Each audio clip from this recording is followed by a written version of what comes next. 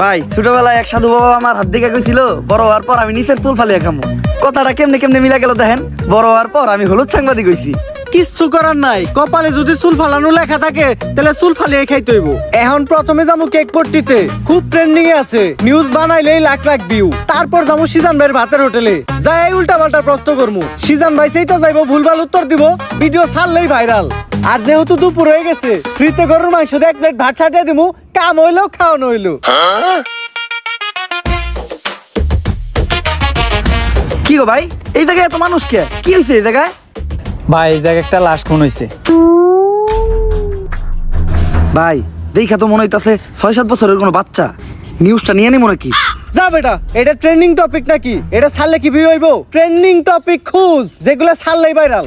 তাইলে ভাই content creator Shivan মিয়া আছে না, ও নাকি ওর মায়েরে ভাত দেয় না, কিন্তু বিরিয়ানি দেয় 3 বেলা।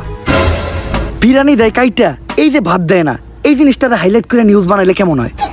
এর লিগাই তো আমি তোরে আমার লগে রাখি। হলুদ সাংবাদিক হওয়ার পরে আমরা উল্টা পাল্টা নিউজ বানানি করছি শুরু। এখন থেকে আমি তোর শিষ্য, তুই আমার গুরু। তাইলে চলেন ভাই আগে এই নিউজটাই বানাই।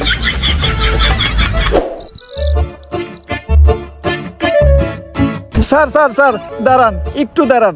স্যার আপনি করে দেখে মনে হইতেছে আপনারা মিডিয়ার লোক। আমার ছোট্ট একটা বোন মাদ্রাসায় পড়ে, বয়স মাত্র 13। এক জানোয়ারের বাচ্চায় ওরে দর্শন করছে, কিন্তু কোনো বিচার পাইতাছি না। মিডিয়াই তো এই দেশের সব থেকে বড় শক্তি।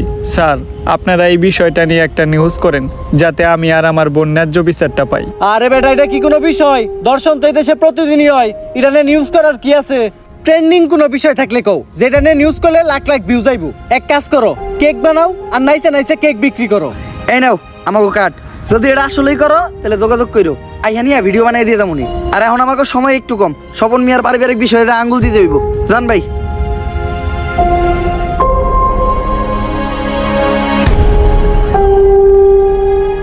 বইনে এক গ্লাস পানি লয় তো।